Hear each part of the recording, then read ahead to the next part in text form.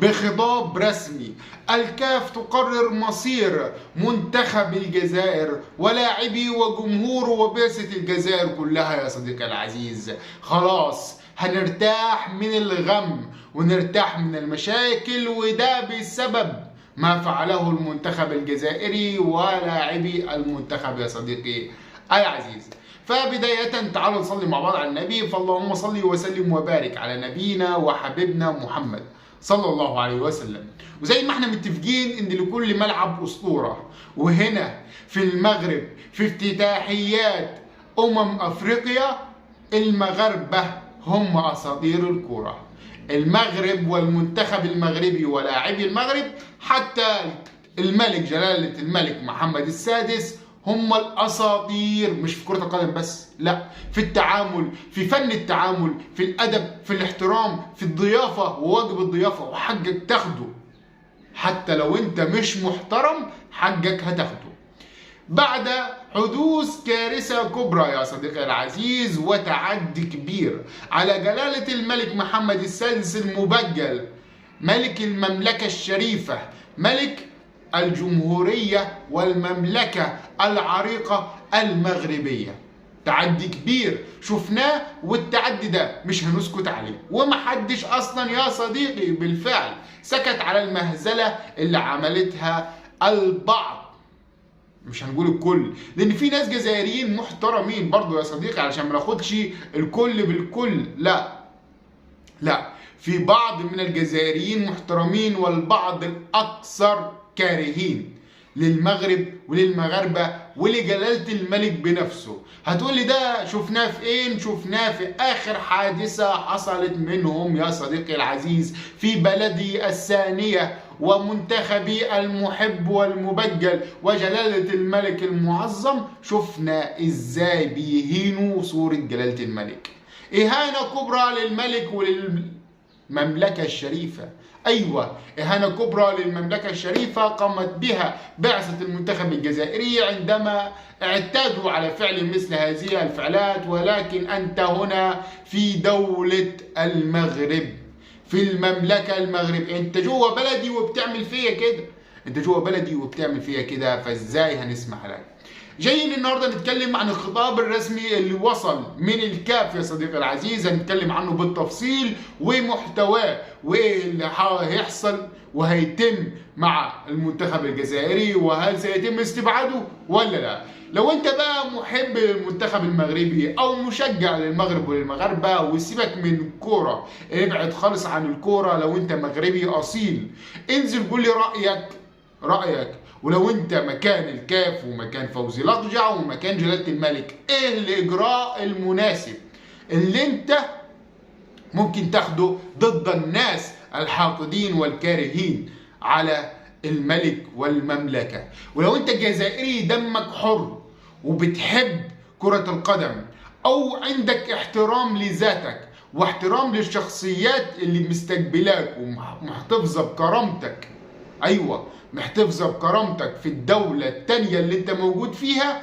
قول لي بقى رأيك على ما بدر من بعثة المنتخب الجزائري. هل ده شيء يليق بالجزائر ولاعبي الجزائر وبعثة الجزائر ودولة الجزائر الشقيقة كما يقولون انها دولة محترمة ولا لا؟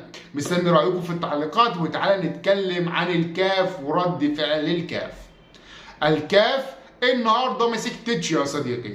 الكاف بعد ما تم ثبوت الواقعة بالصور والفيديوهات، ايوه، ما الكاف مش هتطلع تقول لك بيان وخلاص ما ثبتش، مثلا ممكن تكون الصورة فيك، ايوه ممكن يكون صورة فيك، ممكن يكون فيديو متركب، لا، تم ثبوت الواقعة، تم ثبوت الواقعة عن طريق مراجعة كاميرات الفندق يا صديقي العزيز.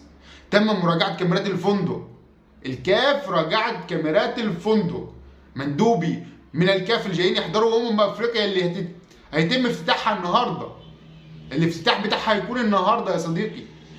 مسؤولين كاملين يعملون على هذه المشكلة، وتم بالفعل التأكد أن هناك بعض من الكارهين والحقودين يا صديقي قاموا بإهانة صورة جلالة الملك. ومش بس كده، لا، ده ده قاموا كمان بالدوسة بالنعال على علم المغرب، بيدوسوا بالجزم، الجزمة معذرة يا صديقي، بيدوسوا بالجزمة على علم المملكة الشريفة، على علم دولة المغرب، بيدوسوا عليها بالجزم. وصلت بكم الجرأة ان انتوا تعملوا كده في الدولة اللي يعني انا مش عارف والله العظيم اقول ايه. اقول ايه؟ دي افضل دولة في العالم، تاني دولة على طول في العالم بعد دولتي مصر. كلنا عارفين الشعب المصري وحب الشعب المصري. تيجي انت تشوف الشعب المغربي تحس نفسك انت عايش في مصر، من كرم ونظافة واهل محب للجميع، ملوش عداوة ولا مشاكل مع حد. ليه بتشتروا عداوته؟ انتوا ليه بتشتروا عداوة دولة المغرب كده؟ اهانة كبيرة لجلالة الملك، وده مش هنسكت عليه. فوزي لقجع قام بالفعل في اول المشكلة واول الحادثة بارسال تقرير كامل للكاف يطالب بهم التدخل. وجلالة الملك يعني المبجل المعظم جلالة الملك قال لك دول كارهين، وزي ما المثل بيقول لك إذ لم يكن لك حاقدين فاعلم أنك فاشل. هم بيحقدوا عليك عشان أنت راجل ناجح في مجالك، عشان راجل ما فيش زيك. لكن إذا لم يكن لك حاقدين فاعلم أنك فاشل. وحاشاه جلالة الملك من الفشل، وحاشاه جلالة الملك من الفشل يا صديقي العزيز. الكاف توبخ نص وتحذر خلاص البعثة الجزائرية بكل حدة. تحذير شامل، تحذير كامل، وتهديد صريح وتهديد واضح للجزائر ولبعثة منتخب الجزائر. إذا تكرر منهم هذا الفعل مرة ثانية ولو عن طريق المصادفة أو الخطأ سيتم ترحيل كل جزائري، وسيتم استبعاد المنتخب الجزائري من بطولة أفريقيا يا صديقي العزيز، وسيتم احتسابه واعتباره مهزوم ولم يسجل أي نقاط. البطولة لسه هتبدأ النهاردة، البطولة لسه هتبدأ النهاردة. قال لك في أي وقت، حتى لو أنت خلاص أنت اللي هتلعب النهائي وجيت قمت بإهانة للملك أو لأي حد، مش للملك بس، أي حد من ملوك ورؤساء الدول المنظمة للبطولة اللي أنت جاي تشارك فيها وتلعب فيها، سيتم استبعادك نهائيا واعتبارك مهزوم بدون تسجيل أي نقاط. يعني حتى هتطلع من المولد ولا معاك أي حاجة، هتخسر كل حاجة. بس احنا كنا نأمل ان ترحيلهم يكون فوري، ولكن الكاف قد اخذت قرارها. وجلالة الملك برضو قال لك انا مش هحاسب الكل بسبب خطأ قام به البعض. فاحترام كبير جدا لجلالة الملك وحب اكبر لجلالة الملك. وده يا صاحبي كان فيديو النهارده عن الخطاب الرسمي بتاع الكاف.